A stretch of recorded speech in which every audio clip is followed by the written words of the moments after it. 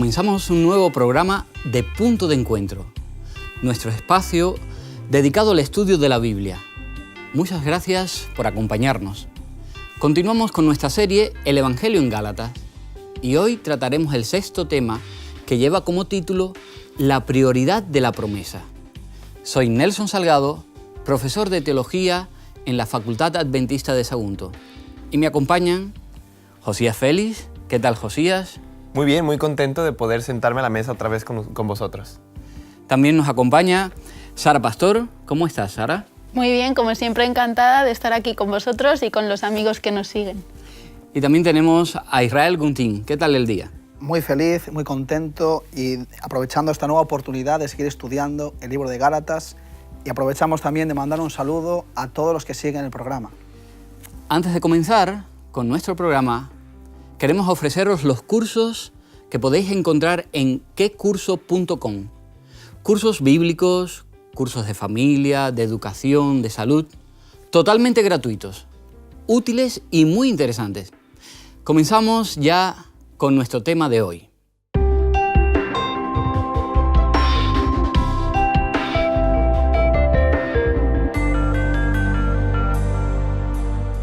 Porque si la herencia es por la ley, ya no es por la promesa, pero Dios la concedió a Abraham mediante la promesa. Gálatas 3:18. Cierta vez, alguien le preguntó a un político: ¿has cumplido todas las promesas que hiciste durante la campaña? El hombre estuvo reflexionando un rato y después dijo: sí, bueno, al menos todas las promesas que tenía la intención de cumplir. ¿Quién no ha estado alguna vez, de alguna manera, en un lado u otro de una promesa incumplida? Dicen que una promesa es como si fuera una soga con dos puntas. En uno está quien hace la promesa y en otro quien la reciba. ¿Quién en algún momento no ha incumplido una promesa o si ha sentido que le han defraudado porque le han prometido y después no han llegado a realizar lo que le prometieron? Afortunadamente para nosotros, las promesas de Dios son completamente diferentes. La palabra de Dios es segura e inmutable. Fijaros lo que el Señor nos dice aquí en el libro de Isaías, el capítulo 46, versículo 11. Dice allí: yo hablé y lo haré cumplir. En otras versiones dice: y haré venir lo que hablé. Lo he pensado y también lo haré. Pablo dirige nuestra atención a las relaciones entre la promesa de Dios a Abraham y la ley dada a Israel 430 años después. ¿De qué manera debería entenderse la relación entre ambas y qué implicaciones tiene eso para la predicación del Evangelio? Hablaremos de ello en el programa de hoy. Y me gustaría que comentaseis para los amigos que nos siguen si alguna vez alguien os ha prometido algo y después no ha cumplido. ¿Cómo os sentiste? Bueno, no identifiquéis aquí a una persona que no os haya cumplido una promesa, por supuesto. Es muy triste, la verdad es que cuando alguien te hace una promesa, sobre todo si es alguien que conoces y en quien tienes confianza, depositas toda tu confianza en el cumplimiento de eso y muchas veces tus acciones, tu actitud incluso puede girar alrededor de que esa promesa llegue a cumplirse. Y cuando eso no ocurre, sientes un vacío, te quedas chafado porque dices: jolín, ¿y ahora qué? Si todo dependía de que eso ocurriera y como que a veces llegas incluso a perder el sentido de decir: ¿y por qué me has hecho eso? Si yo he cumplido mi parte, ¿por qué tú no has cumplido la tuya? ¿Qué ha pasado? No entiendes y estás triste y decepcionado. Desde luego es una experiencia fea, no es nada recomendable. No me gustaría que nadie pasase por ahí porque es triste, es muy triste. A mí además no solamente me han hecho promesas que no han cumplido, pero también yo he hecho promesas que tampoco he podido cumplir. Y esto es una buena pregunta para entrar en nuestro tema de hoy, que es el hecho del único que puede cumplir una promesa. Os invito a buscar allí en Gálatas, el capítulo 3, versículos 15 y 16. Dice allí Pablo: hermanos, hablo en términos humanos. Un pacto, aunque sea de hombre, una vez ratificado, nadie lo invalida ni le añade. Ahora bien, a Abraham fueron hechas las promesas y a su simiente. No dice a las simientes como si hablase de muchos, sino como de uno, y a tu simiente, la cual es Cristo. ¿Por qué en cierta medida este acuerdo entre Abraham y Dios no es un acuerdo, sino más bien es un testamento? Es muy interesante esta pregunta porque, como hemos leído en el texto, aparece la palabra pacto. Cuando escuchamos pacto, pensamos en un acuerdo entre dos personas, ¿no? Que hay alguien dice una parte y el otro alguien dice la otra parte, llegan a un acuerdo y los dos tienen que efectuar algo para que ese pacto se realice. Pero la traducción original en griego, la palabra hace más referencia a testamento. La diferencia con un testamento es que es un acuerdo unilateral. No hay dos partes, sino que la persona que está en poder de dejar una herencia a alguien o hacer una promesa, decide hacerlo independientemente de ti.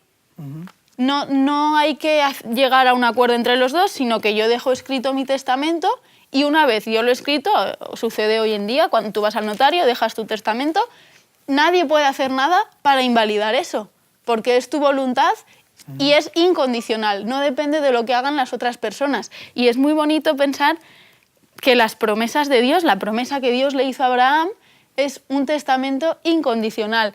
Nosotros no tenemos que hacer nada para que ese pacto se haga realidad, sino que Dios nos ha hecho a Abraham y al descendiente de Abraham, que es Cristo, herederos de la promesa, independientemente de lo que hagamos nosotros. Se basa única y exclusivamente en la voluntad de Dios.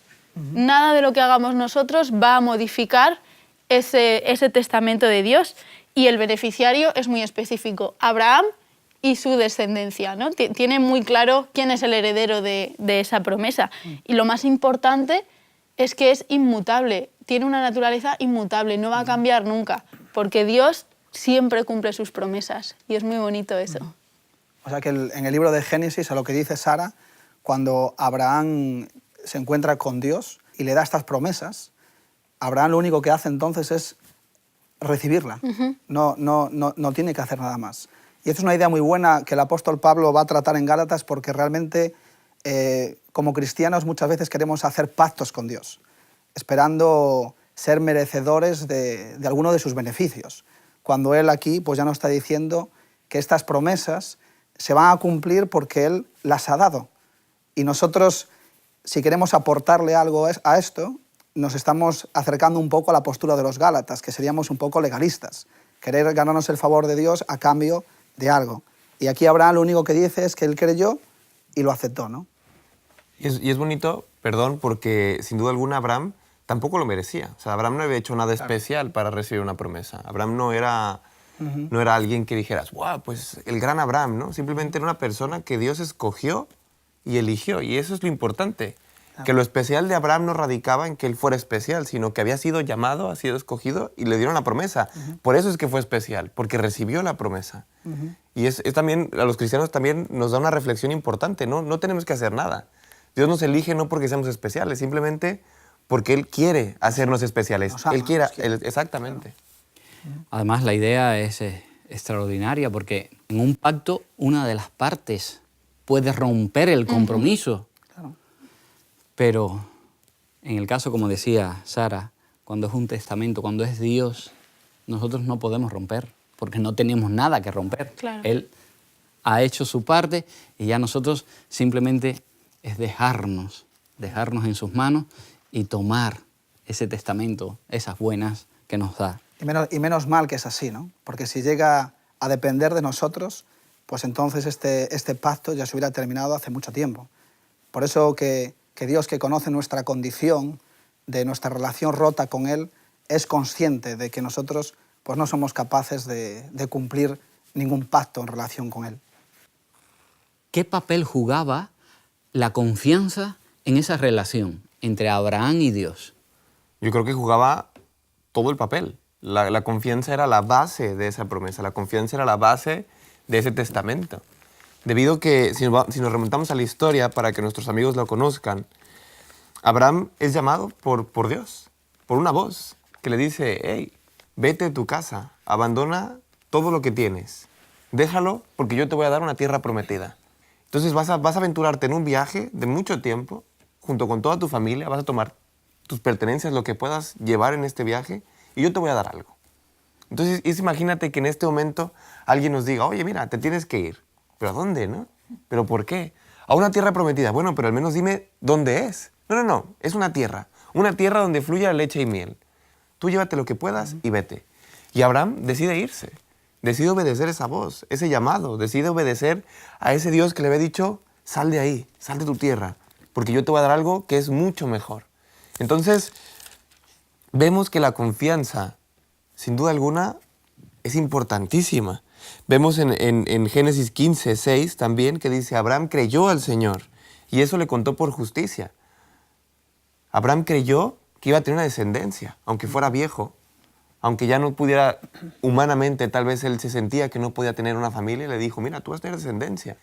Y él creyó y dijo, bueno, si tú lo prometes es porque es así, hay un pacto. Por lo tanto, la promesa y el pacto que tenemos con Dios se basa en esa confianza, en la confianza de que Él lo va a hacer todo. Y es por eso que viene la fe. La fe es la certeza de lo que no se ve. Abraham no había visto un contrato. Abraham no le habían firmado un contrato de dijera, es tuya la tierra prometida. No. Simplemente decidió creer que iba a ser verdad y se fue. Y justamente fue verdad. Sin duda alguna recibió esa promesa. Y de hecho, los momentos en los que su confianza flojea un poco, ahí es donde Abraham se equivoca, ¿no? Porque, como decía Josías, él es mayor, no ha tenido descendencia y dice, Señor, esto me parece complicado. ¿Qué tal si te ayudo un poquito, ¿Te parece? Voy a intentar yo tener descendencia. Y él tiene un hijo con su esclava y eso le genera muchos problemas porque perdió la confianza en Dios. Entonces, no hay nada que nosotros podamos hacer para ayudar a que las promesas de Dios se cumplan. Lo único que debemos hacer es confiar, porque cuando intentamos ayudarle por nuestra cuenta, en vez de ayudar, lo complicamos más, la situación. A lo que dicen mis compañeros, cuando uno confía en Dios, reposa y descansa en sus promesas. Pero desde luego esto tiene beneficios también, tiene beneficios. No por lo que hagamos, sino simplemente en el descanso y la confianza en Dios, pues tiene unos beneficios. Hebreos capítulo 11, versículo 8, dice que por la fe Abraham, cuando fue llamado por Dios, él obedeció. Obedeció porque confió. Y fue llamado para salir al lugar que había de recibir como herencia. Y esto lo hizo, dejó su... Claro, no es como hoy en día, ¿no? Que uno puede irse a otro lugar, puede mirar en internet, a ver dónde va, el clima que hace, qué tipo de tiendas hay, conseguir una casa. En el tiempo de Abraham, él va a una tierra que posiblemente ni hubiera conocido nunca. Entonces él sale y deja a su familia y sale pues una tierra que no sabe con lo que se va a encontrar. Y dice que salió sin saber a dónde iba. Y versículo 9, por la fe habitó como extranjero en la tierra prometida como en tierra ajena. Y ahora el versículo 12 añade, y de ese único hombre, ya casi muerto, salieron como las estrellas del cielo en multitud como la innumerable arena de la orilla del mar.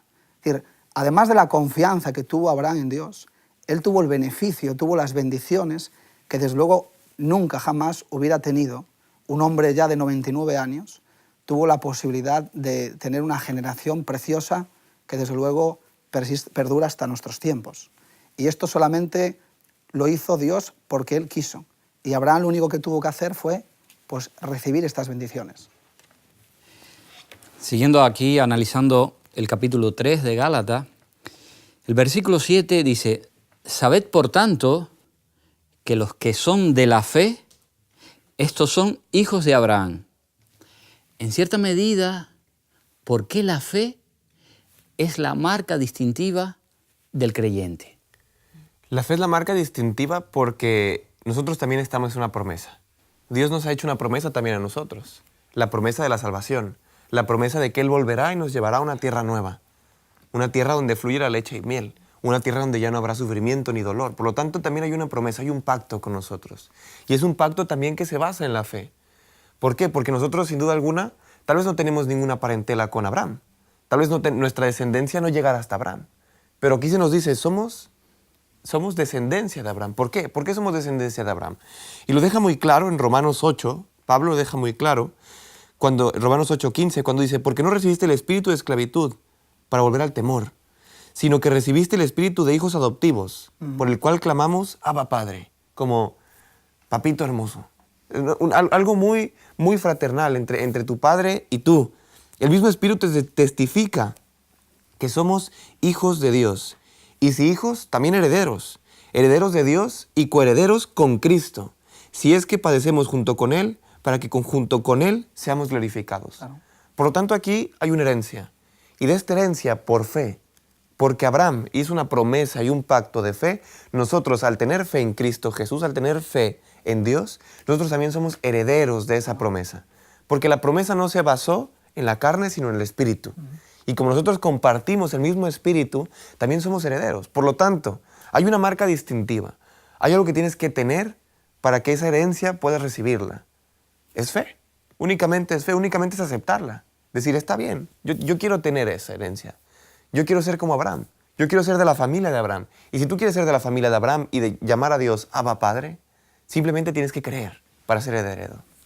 Así que en este beneficio que tiene el creyente, claro, los que siguen el programa dirán, ¿por qué hablan tanto de Abraham? Claro, el apóstol Pablo está tratando de hacer una confrontación a los Gálatas. Y Pablo va utilizando argumentos progresivos a lo largo de toda su carta. Y él utiliza pues, un argumento muy importante bíblico que es la figura de Abraham. Y por eso Abraham es tan importante. Y el hecho de que Abraham pudiera ser heredero de la promesa, esa herencia también le pasa a todo aquel que también por fe mira y acepta a Cristo Jesús. Y añadiendo a otro texto que decía Josías, ¿no?, de Romanos, el capítulo 4 de Gálatas, versículo 6, fíjate lo que dice. Y por cuanto sois hijos de Dios, es decir, cuando uno hereda la promesa también como hijo, igual que fue Abraham, Dios envió a vuestro corazón el espíritu de su Hijo. Cuando uno es heredero de la promesa y cuando uno descansa en la fe en Cristo Jesús, dice que Dios envía el espíritu de su Hijo. Es decir, la mentalidad, la actitud, la manera de percibir a los demás, la manera de creer, de confiar, es la misma que tuvo Jesús. Por eso decíamos en anteriores programas que nuestra fe no descansa en una idea, descansa en una persona y en una obra. Y esa obra y esa persona, la Biblia nos dice que es Jesús. Entonces es muy importante y muy interesante para nosotros que somos hijos de Dios. Así que nos dice el texto que no todos son hijos de Dios. Son hijos de Dios aquellos que descansan y aceptan la promesa de Abraham. Por eso Abraham dice que en ti serán benditas todas las naciones de la tierra. Siendo que la salvación es por la fe y no por las obras, ¿podría ser que Pablo esté en cierta medida aquí en el libro de Gálatas, pues aboliendo la ley? Me gustaría que dejaseis bien claro esto, porque las personas que nos siguen pueden tener esa duda. Bueno, si la fe es lo importante para la salvación, pues la ley se acaba aquí, se abole la ley y seguimos solamente por fe. Por supuesto que no, en ningún momento es eso Pablo lo que quiere decir. De hecho, en Romanos, él mismo escribe en el capítulo 10, versículo 4, pues el fin de la ley es Cristo para justicia a todo aquel que cree. Jesús fue el único ser humano que cumplió la ley durante toda su vida. Él en ningún momento fue en contra de la ley de Dios, porque la ley de Dios lo que muestra es el carácter de Dios. Y Jesús, como hijo de Dios, lo que tenía que mostrarnos a todos era cuán cercano puede llegar a ser Dios y realmente cuál es el carácter de Dios, porque el pueblo de Israel se había distanciado tanto de Dios que había perdido de vista el Dios verdadero. Y entonces Jesús dice, yo soy el Hijo de Dios, mi Padre es así.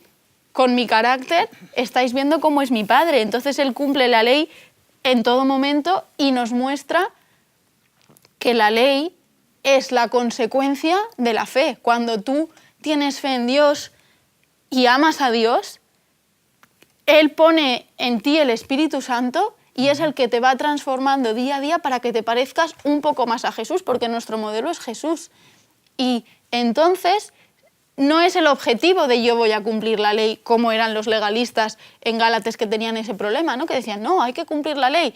La ley es el billete para la salvación. No es así. Lo que tiene que quedar muy claro es que la salvación es por la gracia de Jesús, por la fe en Cristo Jesús, por el sacrificio que Él hizo en la cruz. Esa es la salvación. Y me gusta resaltar algo que has dicho, una expresión, que la ley es el carácter de Dios. Dios no puede ir en contra de sí mismo. Por supuesto. ¿Verdad? Él nunca se contradice. Entonces, si Él nos ha dado la ley, no nos va a decir ahora quito la ley. Es absurdo. Lo que pasa es que la salvación no es por la ley. Ese es el error en el que no hay que caer, en obligarse a cumplir todos los puntos de la ley porque así seré salvo. No. El pecado nos conduce a la muerte, pero la muerte de Jesús nos liberó de nuestros pecados. Si creemos en Él, entonces somos salvos. Y como consecuencia de creer en Él, el Espíritu Santo nos transforma día a día y nos ayuda a estar más cerca del cumplimiento de la ley, pero no como objetivo, sino como consecuencia. Claro, el apóstol Pablo es el campeón, vamos a decirlo así, de la justificación por la fe. Él es un defensor de la gracia. Cuando uno lee las cartas del apóstol Pablo, tiene que tener cuidado del contexto en lo que Pablo está hablando, porque Pablo en ninguna de sus cartas él está hablando en contra de la ley. Pablo lo que está resaltando es que hay algunos cristianos judaizantes que están poniendo la ley por encima de la gracia. Pero Pablo no habla para nada en contra de la ley. Además, en algunas de sus cartas, por ejemplo en Romanos 3:31, él dice claramente, entonces, anulamos la ley por la fe y deja, pero bien claro, de ninguna manera, al contrario, la confirmamos. Y en el libro de Gálatas, pues si Pablo hubiera tenido un problema con la ley, hubiera sido una muy buena oportunidad para haber dejado claro aquí, en este mismo texto, que la ley ya no tenía sentido. Sin embargo, él no está hablando en contra de la ley. Por eso es importante que tengamos la idea de toda escritura, del contexto en el que Pablo está hablando. Porque él a veces es cierto que hace juegos de palabras que para nosotros nos dificulta. Pero en el contexto podemos ver claramente que Pablo no está hablando en contra de la ley, sino está hablando en contra de aquellos que quieren entender que la ley es tan importante que si yo la cumplo, tengo un billete directamente para el cielo. Lo que hace realmente Pablo es situarla en su lugar. Y eso es algo importante, ¿no? Posiciona las cosas en su lugar, en un proceso. Entonces pone la ley donde tiene que estar y la fe donde tiene que estar. Por lo tanto, no está invalidándola, la está recolocando. Está poniendo su lugar en las cabezas de cada uno de los cristianos para que digan, hey, vamos a ver, todas las cosas son importantes, pero cada una tiene su lugar. En Gálatas, seguimos analizando aquí el capítulo 3, fijaros, a partir del versículo 19 hasta el 29, prácticamente Pablo constantemente está citando y habla de la ley, de la ley, de la ley. ¿A qué ley se está refiriendo Pablo en esta sección? Bueno, la ley que se está refiriendo es a la ley moral, por supuesto. Debido que cuando hace referencia en el Nuevo Testamento a la ley, pues puede ser diferentes leyes, ¿no? Ya hemos explicado en programas anteriores.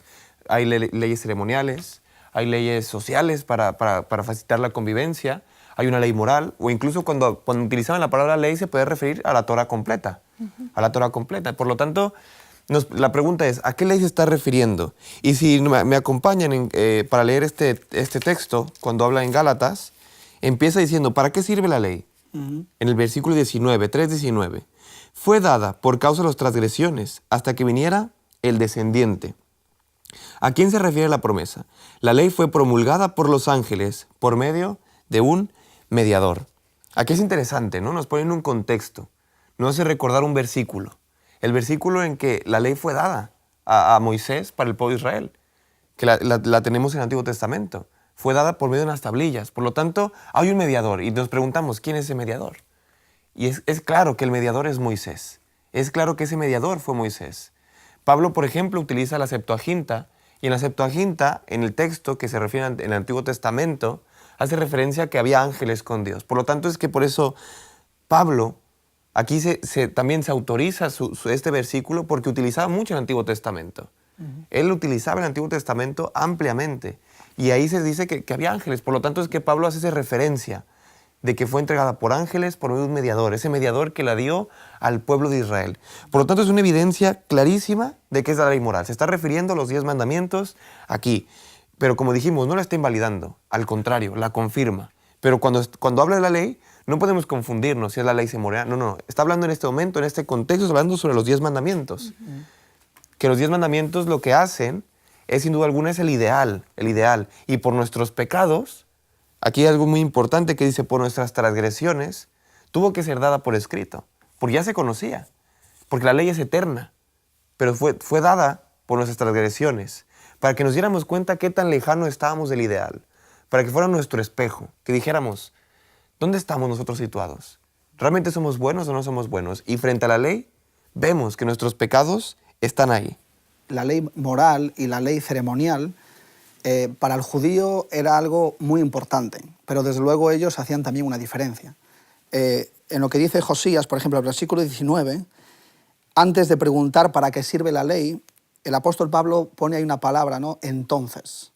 A veces estos conectores, entonces, por tanto, así pues, son elementos que nos ayudan a nosotros como para hacer una parada y hacer una reflexión.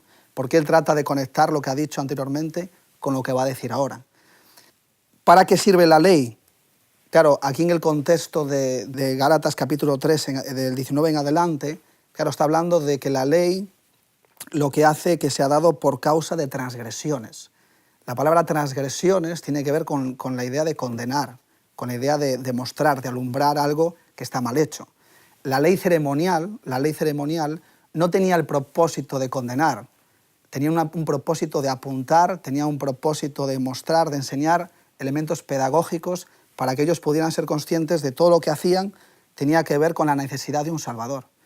Pero desde luego la ley ceremonial estaba fuera del punto de condenar. Eso lo hacía la ley moral. La ley moral tenía el propósito de mostrar al hombre el pecado y al mismo tiempo de enseñarle la necesidad que tenía de un Salvador. Y por eso apuntaba a Cristo Jesús. Añado esto por lo que dice Josías.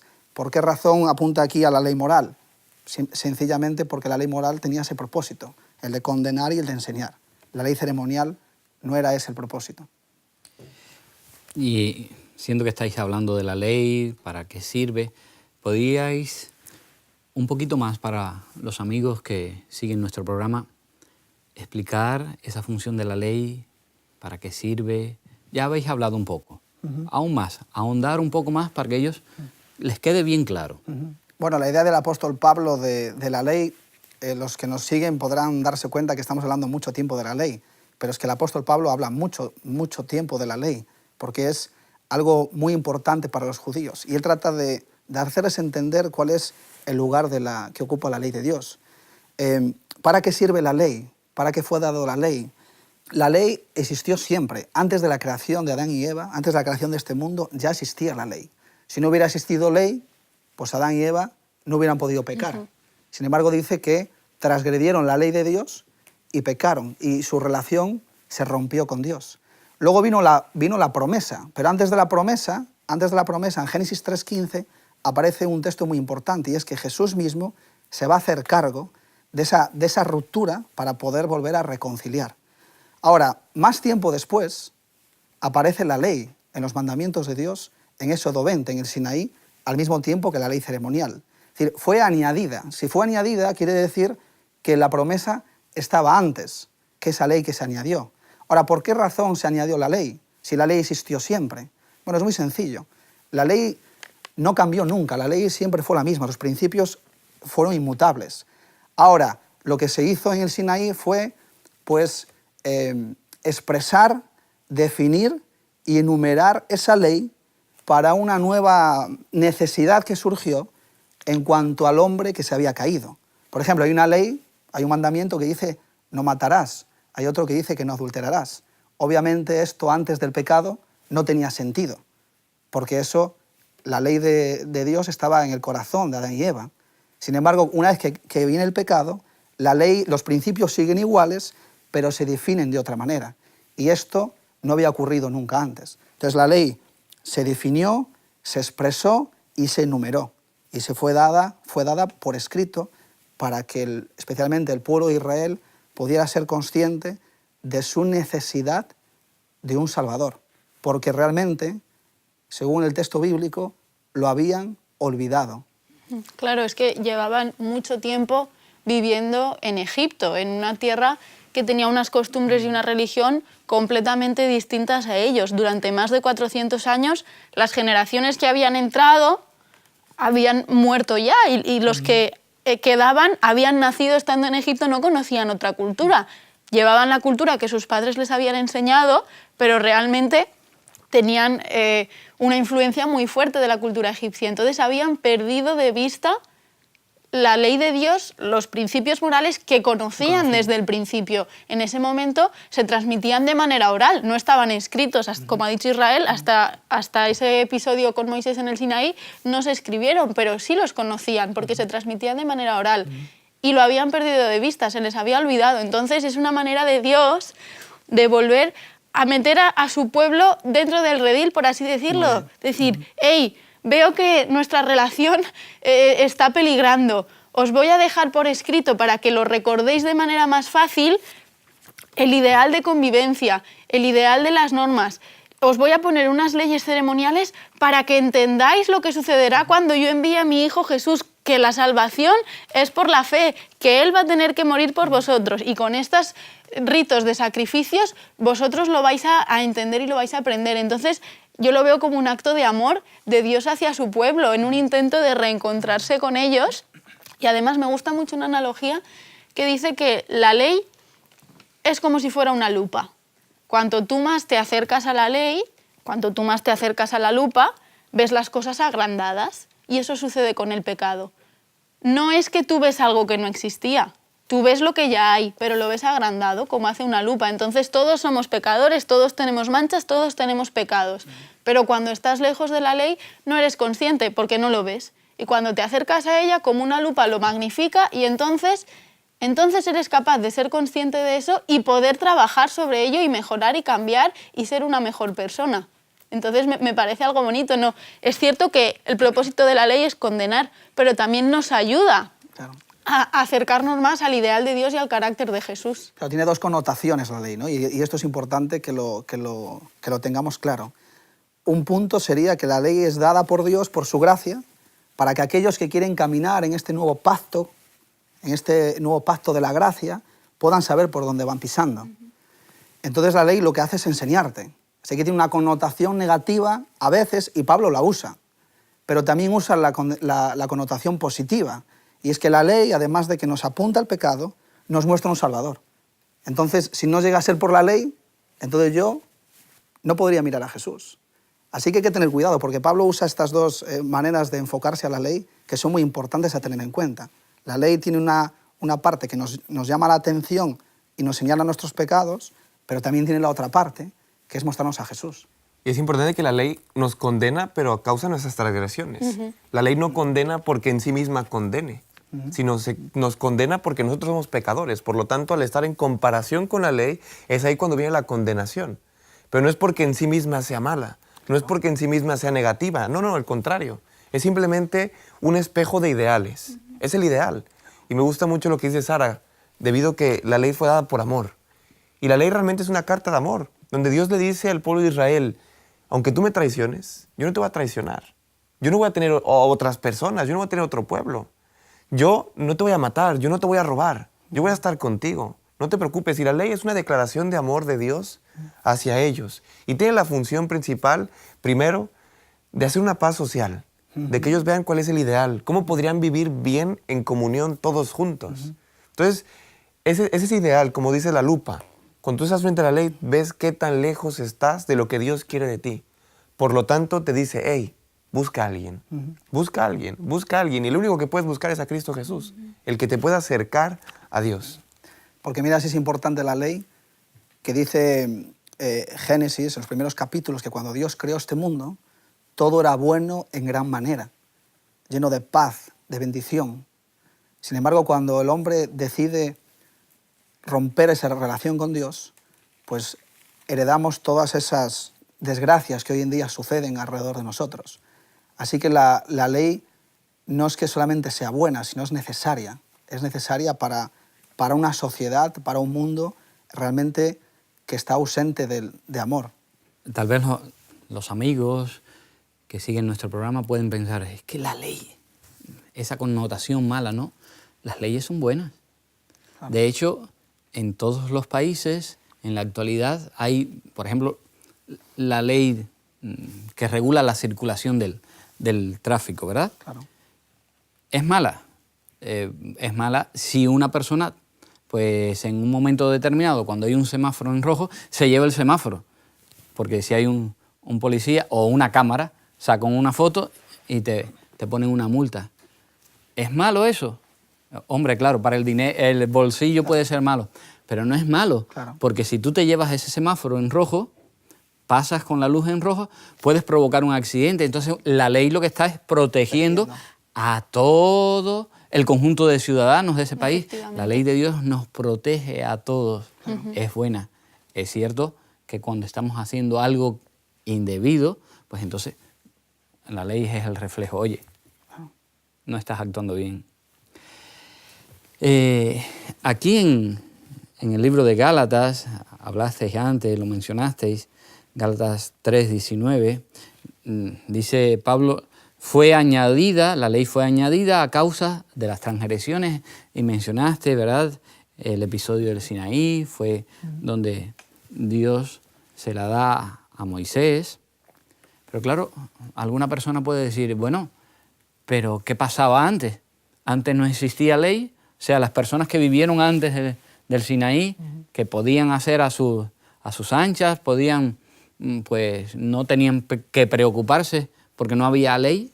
¿Eso es cierto? Como hemos comentado antes, en el Sinaí es la primera vez que se escribe la ley, pero la ley moral era conocida por el pueblo de Israel desde los inicios. Adán y Eva la conocían, en cuanto pecaron sus hijos también, y se fue transmitiendo de una generación a otra. Entonces ellos de esa ley sí eran muy conscientes. La ley ceremonial sí que se entrega por primera vez al pueblo en el Sinaí. No obstante, ya existían sacrificios que se hacían previamente, aunque no estaban definidos como una ley ceremonial, que en ese momento es una ley muy amplia, incluye muchas ceremonias, muchas festividades, muchos tipos de sacrificios distintos, y esas, junto con las leyes sociales de convivencia, que incluían una parte muy importante higiénica, que era necesario para el contexto en el que vivían, eso sí que se entrega por primera vez en el Sinaí. Pero las leyes morales, en cuanto a lo que está bien o está mal desde el carácter de Dios, eso se conocía desde el principio. Son eternas y son como Dios, no tienen ni un principio ni un final. Desde que existe Dios existe esa ley, desde el Edén hasta el cielo. Nunca van a dejar de existir tampoco.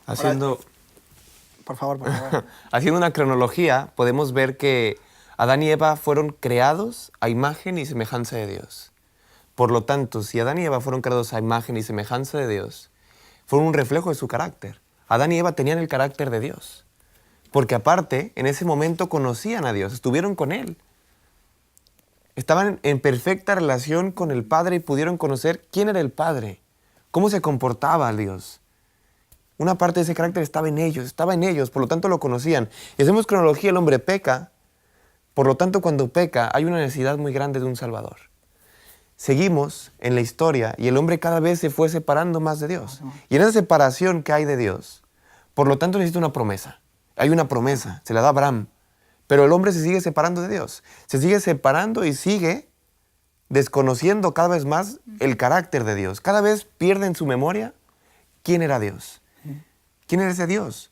El que nos creó. Se acordaban de un creador, pero tal vez no se acordaban como se acordaban Adán y Eva. Que Adán y Eva estuvieron presentes con Él. Tal vez lo vieron cara a cara. Entonces, después de la promesa, después de mucho tiempo en la que están ya en una relación rota, es necesaria, por eso que se añada la ley a la promesa. Se da una promesa de un Salvador. Lo primero que se da. Eso es. La creencia de un Salvador. Hay un Salvador. Pero después se necesita la ley. ¿Por qué? Porque ya desconocen cuál era el carácter de Dios. Ya no se acuerdan quién era Dios. En relación a lo que dice Josías, yo hago una reflexión, ¿no? Y me imagino que esa ley tan hermosa que tenía Dios, que luego tiene que expresarla y definirla nuevamente, pues en un mundo ya de pecado, ¿os imagináis a Dios teniendo que decir esa ley, hablando de no mates, no robes, no engañes a tu prójimo, no tengas otros dioses delante de mí, ¿no? Es decir, lo que tuvo que sentir Dios al hablar de su ley de esa forma, ¿no? Una ley de mínimos, es decir, lo mínimo que vosotros tenéis que hacer es no engañaros, no mataros y no perjudicaros uno al otro, y al mismo tiempo, en relación conmigo, que vosotros sepáis que yo soy vuestro Dios y que yo sigo estando aquí cumpliendo mis promesas hasta el final. Dios creo que tuvo que sentirse triste también al tener que dar esa ley en esa dimensión. Sí, porque cuando Dios da la promesa, Él tal vez pensó, dijo, yo voy a dar una promesa, tal vez con esta promesa, con esta declaración de amor, de una herencia, tal vez van a volver a mí. Claro. Tal vez vamos a volver a tener una relación junta y van a decir, mira, este Dios tan bueno que me ha dado una promesa. Él esperaba eso. Y por supuesto el hombre volvió a traicionarle, por supuesto el hombre volvió a separarse de Dios y dijo, ya les he dado una promesa, ¿qué más les puedo dar? Hasta que llegó un momento donde dice Israel que el hombre decayó tanto que dijo, es necesario que yo añada la ley, que yo les recuerde quién soy y sobre todo cómo pueden convivir bien, para que no se maten, para que no vivan mal. Por eso los Gálatas habían caído en este grave error. Es que ponían la ley por encima de la promesa. Y Pablo, desde luego, como apóstol, pues no puede dejar que esto avance. Hay que ponerle freno y los invita a reflexionar en estas cosas. La ley tiene un propósito, pero la promesa es la base de todo. Y aquí mismo en Gálatas 3, 16, del 16 al 19, por ejemplo, está Pablo constantemente hablando, bueno, deja por sentado que la ley fue añadida hasta que llegara la simiente. Si es que cuando ya llega la simiente, ya no hace falta la ley, es lo que nos está transmitiendo ahí el Bueno, apóstol. es una pregunta muy importante porque, claro, Pablo está hablando de que esa ley tiene un propósito, como hemos dicho antes, tiene un propósito histórico, porque nos dice hasta que venga el descendiente. ¿Quién es ese descendiente? Ese es Cristo. Entonces, el papel que juega la ley es fundamentalmente histórico hasta que venga Cristo. ¿Por qué? Bueno, porque hasta entonces la ley era la que nos enseñaba, la que nos mostraba la necesidad de un Salvador. Ahora, vino Cristo, vino el Salvador. Los creyentes tienen la oportunidad de vivir una nueva vida en Cristo Jesús. Pablo dijo en Gálatas 2:20, ya no vivo yo, ahora Cristo vive en mí. Así que la ley ahora ya no es exterior. La ley ahora vuelve a estar en el corazón del hombre. ¿Quita esto el papel de la ley a partir de ahora? No, porque el hombre lo que quiere justamente es guardar esa ley que es buena, justa y santa. Ahora, el problema de los que entienden que la ley ya no tiene esa función es porque entienden que con la fe es suficiente. Pero es que la fe va añadida a guardar los mandamientos de Dios. Al haber llegado Cristo Jesús, vive en nuestro corazón, la ley ya no tiene ese papel condenatorio, pero sí que nos sigue enseñando todavía a aquellas personas que no conocen a Jesús, aquellos que no son creyentes, les sigue enseñando su necesidad. Por lo tanto, es muy importante esto porque Pablo lo dice, hasta que venga el descendiente, pero luego continúa diciendo que la ley es buena, santa y justa, porque aquel que no son creyentes necesitan todavía de alguien que le lleve a Cristo. Sí, como has dicho, el descendiente, que era Cristo, es el primero que maximizó la ley. Has comentado antes, Israel, que Dios da una ley de mínimos, es cierto, y Jesús les dice, bien, hasta ahora hemos hecho los mínimos, pero yo os propongo un reto, vamos a ampliar esa ley. No solo no mates, sino que no odies a tu hermano. No solo no adulteres, sino que no mires mal a una mujer o a un hombre con pasión o con... No hagas, es mucho más que el llevar a cabo la acción, sino que es interior. Una nueva vida. Claro, el sentimiento cambia todo tu ser, entonces en ningún momento Jesús dice, yo ya estoy aquí, la ley ya no sirve para nada, sino al revés. Yo voy a mandar al Espíritu Santo para que obre en vosotros y la ley os salga desde dentro, Eso es. que no os impongáis la obligación de cumplir la ley, como llevaba haciendo el pueblo judío hasta ese momento, que llega un punto que habían ampliado tanto la ley que Dios les había dado que era imposible de cumplir todos los puntos. Para cuidar que no se incumpliera ningún punto de la ley de Dios, habían creado leyes adicionales para proteger la ley, lo cual era absurdo. Entonces Jesús les libera de esa obligación que se habían autoimpuesto y dice, no va de esto, va de que creáis en mí. Y yo, en vosotros, desde vuestro corazón, os ayudaré a que esa ley se cumpla siempre que sea posible, en todo momento si puede ser. Y si no, tranquilos, que por mi sacrificio estáis justificados si creéis en mí. Porque lo que decía Josías antes tiene que ver con el carácter de Dios, la ley. Entonces, si ahora Cristo vive en mí, ¿yo qué hago? ¿Sigo transgrediendo la ley? Entonces, ¿para qué me sirve Jesús?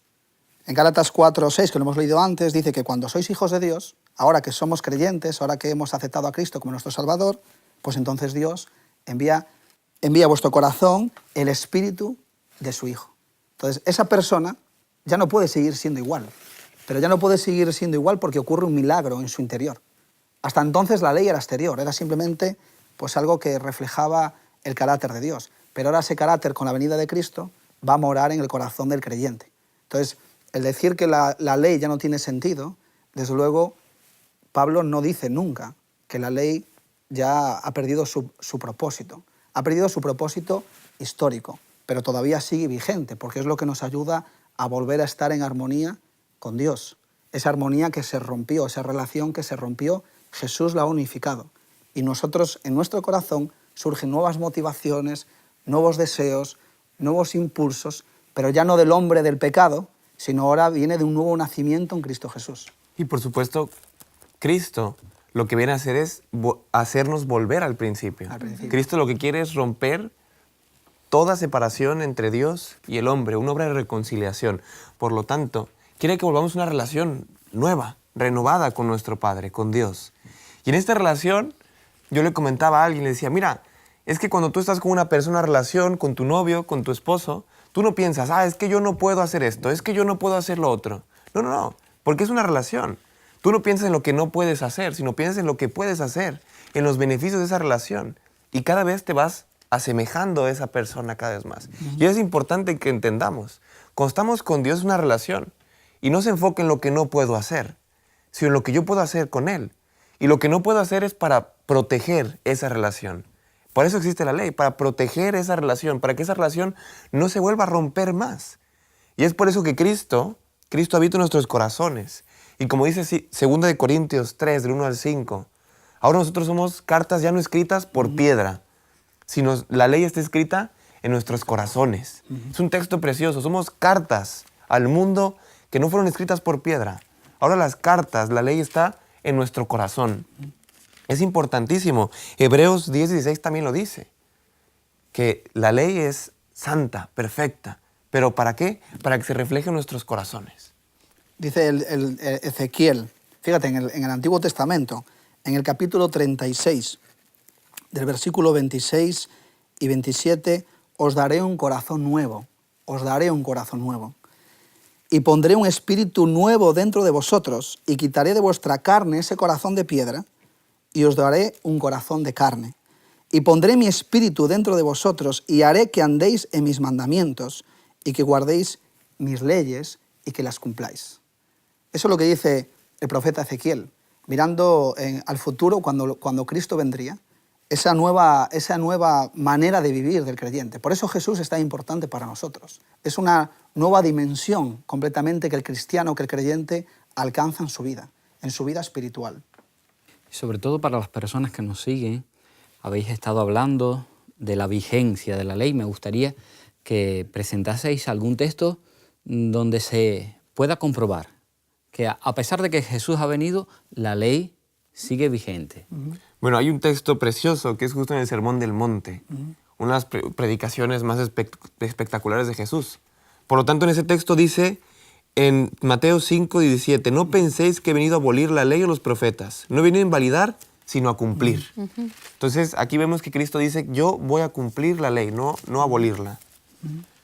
Sí, siguiendo en Mateo, un poco más adelante, en el capítulo 19, a partir del versículo 16, él tiene un encuentro con un joven que se acerca y le dice, Maestro bueno, ¿qué bien haré para tener la vida eterna? Y él le dijo, ¿por qué me llamas bueno? Nadie es bueno sino uno, Dios. Pero si quieres entrar en la vida, guarda los mandamientos. Es Jesús hablando con un joven, le da ese consejo. Años después, el apóstol Juan, ya siendo viejecito, cuando escribe Primera de Juan, capítulo 2, versículo 3, él habla mucho de los mandamientos. Dice, en esto sabemos que hemos conocido a Dios, que si guardamos sus mandamientos. Y el que dice, yo lo conozco, y no guarda sus mandamientos, pues es mentiroso, y la verdad pues no está en él. Porque los mandamientos lo que hacen es reconciliarnos nuevamente con Dios. Pues sí, es cierto. Si vivimos, ¿verdad?, en la armonía de Dios, guardaremos sus mandamientos. Si queremos tener una buena relación, no solamente con Dios, incluso con nuestros semejantes. La promulgación de la ley en el Sinaí no invalidó, queridos amigos, la promesa que Dios le hizo a Abraham, ni tampoco alteró las cláusulas de esa promesa. La ley fue dada para que el pueblo pudiera captar la verdadera extensión de su pecaminosidad y reconocer su necesidad de la promesa que Dios le hizo a Abraham y a sus descendientes. La salvación es un regalo y una promesa de vida eterna, sujeta a nuestra decisión personal de aceptarla o rechazarla. La ley nos saca de donde estamos y nos lleva a Jesús, nuestro Salvador. La salvación por la gracia y la obediencia a la ley son las dos caras de una misma moneda, el carácter amante y justo de Dios. La ley es un espejo que nos hace ver cuán sucios estamos y cuánto necesitamos que Jesús nos limpie. Es una guía de circulación para evitar accidentes, como mencionaba antes. Es un punto de apoyo que nos hace crecer en la dirección correcta, pero sobre todo, la ley es el reflejo del carácter de Dios. La ley no invalida la promesa de salvación. Todo lo contrario, nos lleva a los brazos de Cristo, nuestro Salvador. Muchas gracias, amigos, por haber compartido el programa de hoy. Os esperamos en el próximo programa de Punto de Encuentro.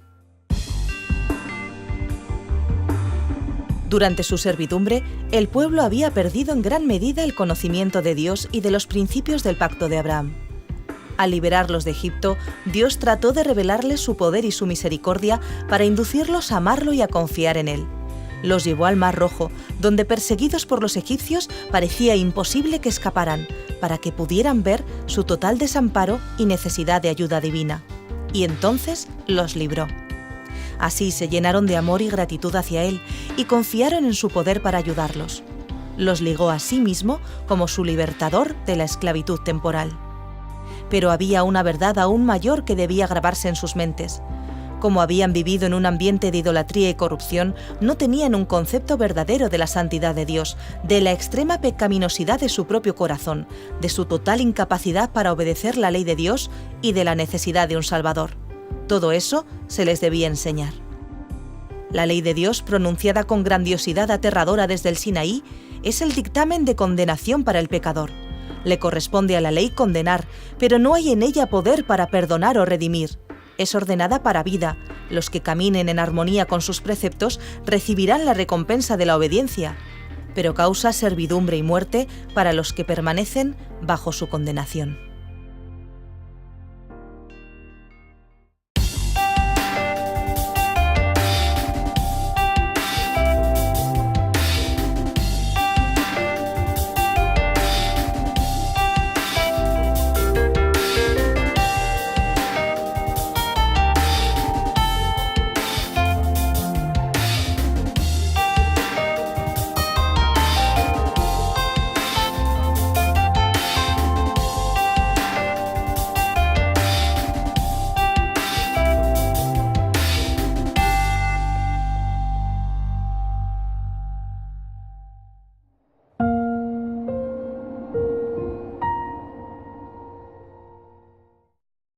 ¿Quieres realizar cursos gratuitos sobre salud, familia, temas espirituales y mucho más? Entra ahora en quecurso.com y disfruta de cursos tan interesantes como La verdad en 2 minutos, Salud y vida, Embarazados, Frente al dolor, A través del Apocalipsis o Valores de siempre, entre otros. Recuerda, quecurso.com.